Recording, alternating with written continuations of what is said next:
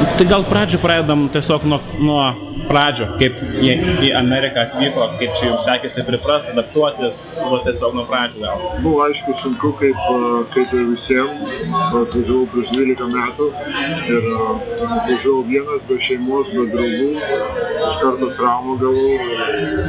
Sakant, buvo sunkių momentų mano karjeroje, bet nėra to blogo, kas neišeitų gerą. Atsistačiau, paskutinius 6 metus buvau sveikas. Sakant, čia aš buvau 12 metų, taip jau antri namai tapo. O čia yra lietuvių, ta prasme, jungiras? Yra lietuvių didelė bendruomenė, Klivlendo rytų pusėje, jie savo restoraną turi ir barai, ir savo bažnyčią turi, sakant, ir ateina kartais ir varžybos čia lietuvių. Nėra tiek daug, kiek Čikago, bet nemažai.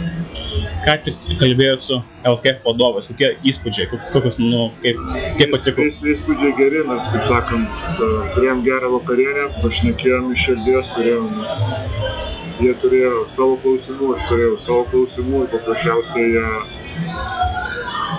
buvo tik malonu, kaip sakant, pasišnekėti akis į akį, o ne per telefoną. Gavot rinktinės marškinėlius, ką jie jums reiškia? Kaip ir kiekvienam lietuviui, sakant, yra svajonė žaisti rinktinį. Man dėl įvairių priežasčių, sakant, neteko žaisti daug metų ir sakant, visą laiką žiūrėdavau, visą laiką sirgdavau už savus, kadangi visą laiką buvau ir būsiu lietuvis ir, sakant, visus tikėjausi, kad ateityje pavyks sužaisti. Kaip jūsų kojas dabar? Dabar nieko, sakant, jau 6 metai kaip sveikas esu. Aišku, ta rizika visą laiką yra ir niekada nežinai, kas bus kitą dieną, bet kol kas jokių problemų nėra.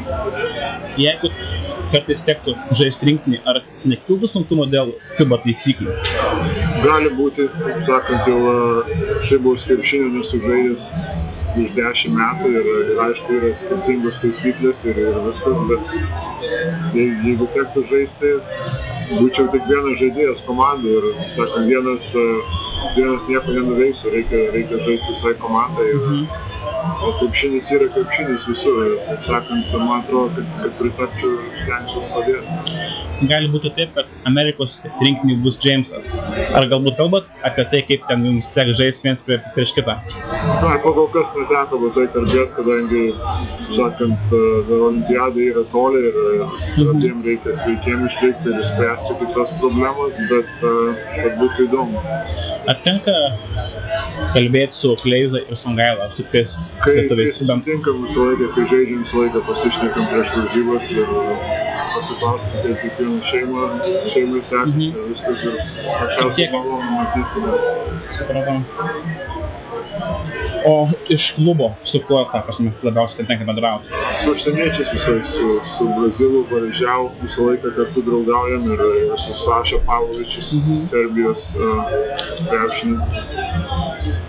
Kiek dar galvojat laiko žaisti krepšinį, jeigu sveikas ir kojas laikys? Nežinau, dar kontraktas liko 2 metai, po šitų metų ir planuoju, nežinau, žiūrėsiu kaip žaisiu, jeigu būsiu reikalingas ir dar bus noro, kodėl ne. O galbūt Europa, Lietuva, atletas? Nežinau, niekada nesakysiu, ne, čia jeigu, kaip sakant, pažiūrėsim, kaip pasibaigs šitas kontraktas. Pernai buvo arti čempionų žiedų. Ko pritrūko? Man atrodo, daugiausiai pritrūko patyrimo. Komanda niekada nebuvo finale buvusi ir truputį pavardau, man atrodo, prieš Detroito serijų ir San Antonijos buvo tikrai geresnė komanda. Dabar dar šiek tiek apie rinktinę. Daug ten yra jūsų draugų, pažįstamų rinktinį Lietuvos, jeigu tektų žaisti?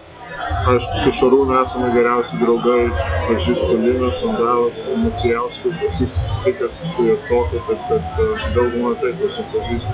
O kaip dėl trenerio Būtauto? Esam kalbėję telefonu praeitą vasarą ir prieš kelis mėnesius. Na ir dabar esminis klausimas, ar galvojate žaisti Lietuvos rinktinėje?